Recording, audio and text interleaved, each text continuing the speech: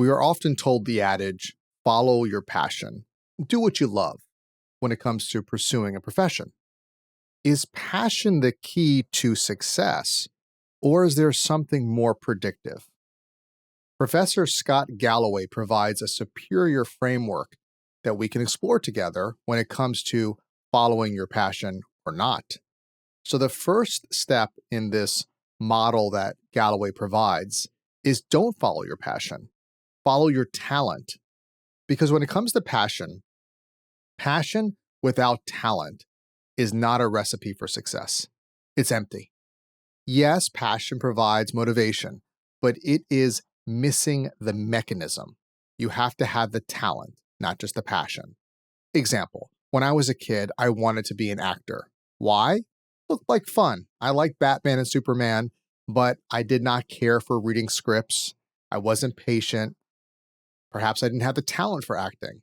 I certainly have some passion, but later I realized that these passions I could apply to podcasting, speaking, and educating. When it comes to talent, it's better to build around talent to have a successful life and enterprise than just passion. However, talent alone is also not enough. We know talent is valuable, but it's not rare. We see many athletes and performers that are very talented, but they never reached a level of success that we think they can, that they have the potential to make and achieve. It's smarter to start with your talent and then build passion. So for example, I got my MBA and law degree. I was good at academics. That's my talent. I then used that to work for Tony Robbins. I then used that to save my father's struggling dental practice that ended up being very successful as a result of my work with my father and his practice. I then took that to build a personal and business development company. And then from there, my passion grew. I love building, I love teaching, I love helping. The second step is to commit to what you're good at. Determine what you're good at early and commit to becoming great at it. According to Malcolm Gladwell in his book Outliers, it takes 10,000 hours to achieve mastery. So you have to put in the work, the time, and then hone your craft. Example, a dentist will spend a decade perfecting his or her craft, and then eventually the business skills will come into play to run a great company. My company helps with dental practices in running their business. Third step, don't hate it. You don't have to love what you do, just don't hate it. In life and business, we are not always going to love what we do. We just can't hate it. Putting in 10,000 hours can be grueling, and often when we look back, we appreciate greatly the journey, the commitment.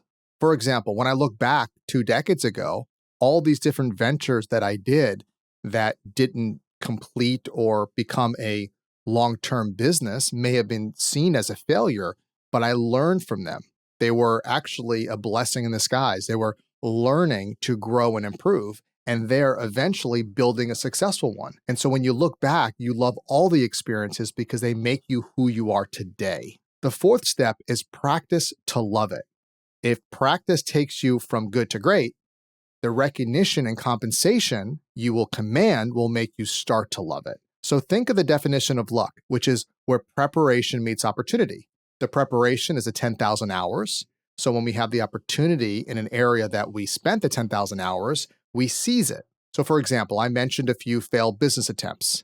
Well, they were not failures. That prepared me for when my father's business was in need, and then chance encounters led me to create All-Star. When considering what field to pursue or to strengthen your current path, think about Professor Galloway's framework.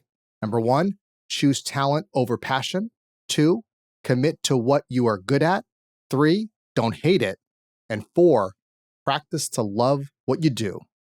Thanks for joining me. Remember to like, subscribe, follow, comment, share with your friends. And until next time, go out there and be an all-star.